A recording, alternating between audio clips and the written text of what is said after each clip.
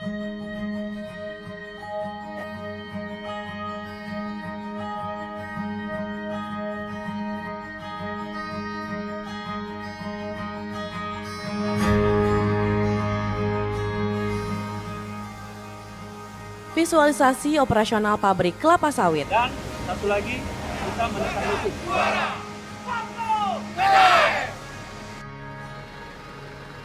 Stasiun pertama adalah stasiun penerimaan TBS. Stasiun penerimaan TBS meliputi proses penimbangan, pemeriksaan mutu TBS atau sortasi TBS, dan proses loading TBS ke dalam lori. Fungsi di stasiun penerimaan TBS adalah tempat melakukan sortasi untuk cross-check kebenaran pelaksanaan sistem panen dan merontokkan atau menurunkan sampah atau pasir yang terikut tandan melalui kisi-kisi kompartemen.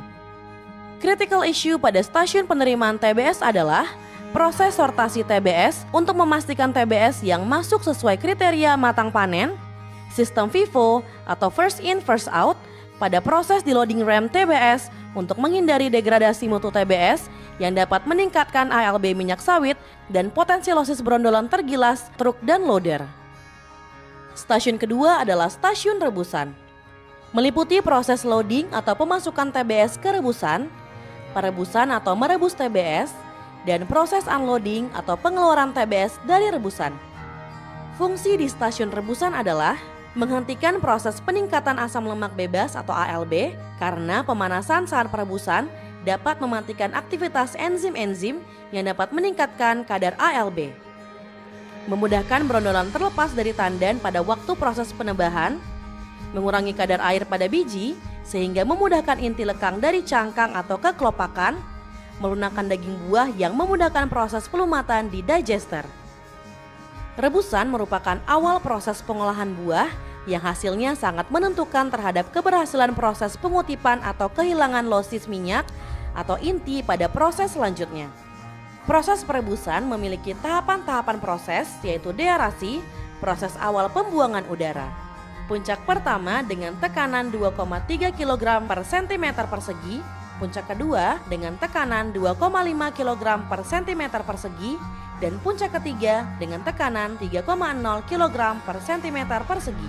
Setelah stasiun rebusan adalah stasiun penebah bertujuan untuk memisahkan brondolan dari tandan dengan cara memutar dan membanting di dalam tromol thresher.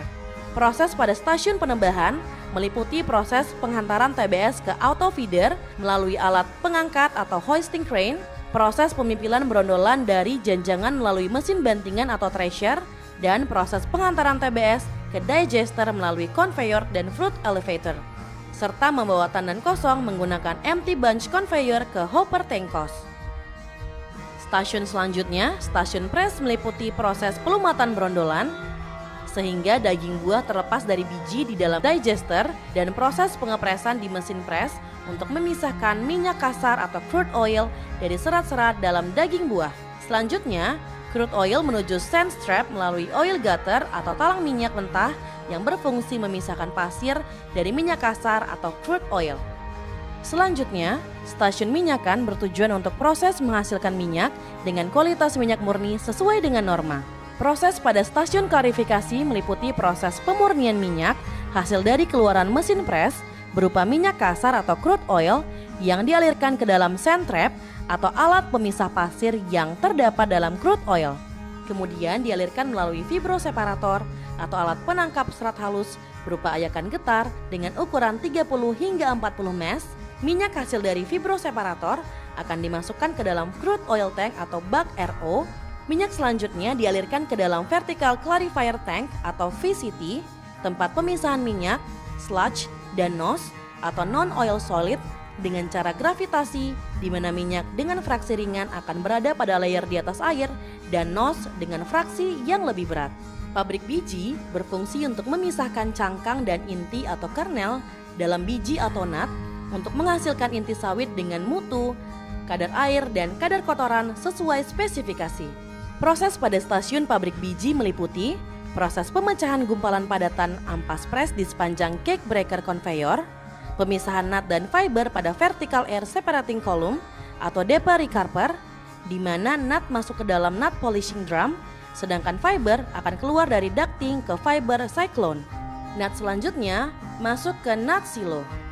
Nut dipecah dengan menggunakan ripple mill dan efisiensi pemecahan nut minimal 95%. Pemisahan crack mixture atau kernel dan cangkang dilakukan dengan dua sistem secara bertahap. Sistem kering menggunakan LTDS atau Light Tenera Dry Separation, dua tingkat yang dipasang secara seri. Sistem basah atau wet system menggunakan hydrocyclone. Pengeringan kernel pada kernel silo dengan waktu tinggal 15 jam dan temperatur bertingkat yaitu 70 derajat, 60 derajat, 50 derajat Celcius dengan bantuan udara kering dan panas. Tujuan water treatment adalah mengolah air dari sumber air sehingga memenuhi persyaratan untuk digunakan di pabrik dan perumahan domestik, serta mengolah air sehingga didapatkan air yang memenuhi persyaratan untuk air umpan boiler.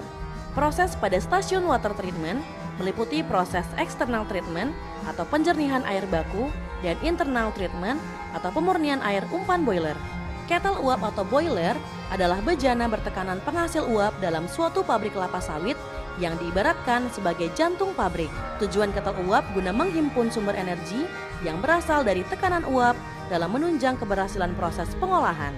Menghasilkan air menjadi energi potensial uap dengan bantuan panas dari hasil pembakaran bahan bakar cangkang dan fiber di dapur boiler. Proses pada stasiun pembangkit tenaga meliputi proses memproduksi power dari tenaga uap menjadi tenaga listrik untuk kebutuhan proses pengolahan oleh mesin turbin uap. Tujuan di stasiun kamar mesin adalah mengubah energi potensial uap ke dalam energi kinetik, kemudian energi kinetik dirubah menjadi energi listrik dengan menggunakan alternator, mendistribusikan energi listrik ke semua instalasi yang membutuhkannya.